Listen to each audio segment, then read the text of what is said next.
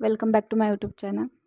आज आपण बघणार आहे कम्युनिटी हेल्थ नर्सिंगचा क्वेश्चन पेपरमधला दुसरा प्रश्न जो काही आहे तो व्याख्या लिहा। कोणत्याही 5 व्याख्या 10 मार्क्ससाठी 5 व्याख्या कोणत्याही 5 व्याख्या लिहा लागतात 7 पैकी।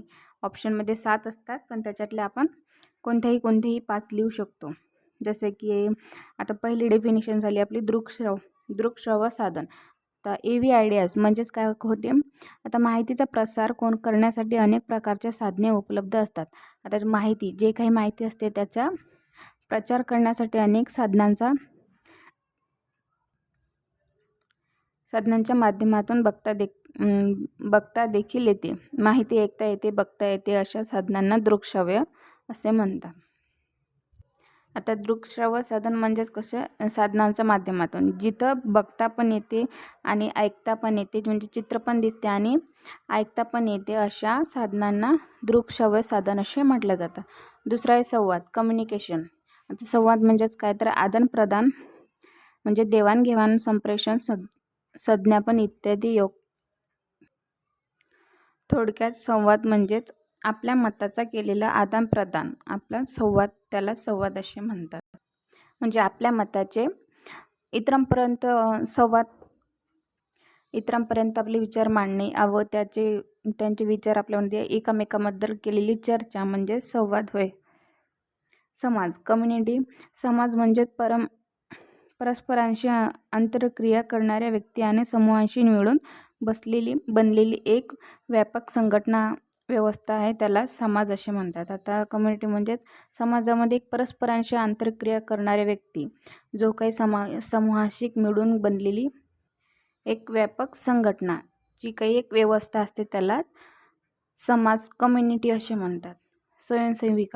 स्वयंसेवी आरोग्य संघटना।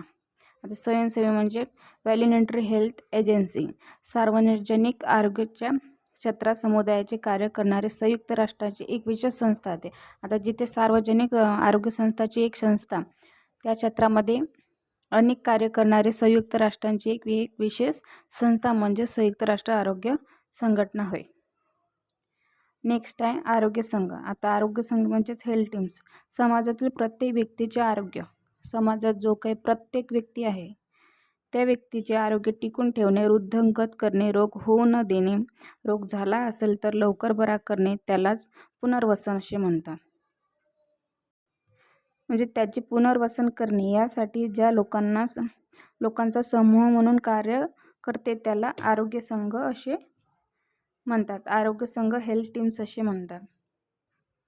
आरोग्य संघ म्हणजे प्रत्येक समाजाचे आरोग्य टिकून ठेवणे, आरोग्य टिकून ठेवणे, रोग होऊ न देणे आणि आजार झाल्यास लवकर बरा करणे, जर असे लवकर झाला तर लवकर बरा करणे, त्याचे पुनर्वसन करणे म्हणजे त्याचे पुनर्वसन करणे, नवीन जीव तयार। आता यासाठी जे लोक काम करतात म्हणजे एक समूह येऊन कार्य करते त्या गटाला किंवा त्या संघाला आरोग्य संघ हेल्थ टीम्स असे म्हणतात।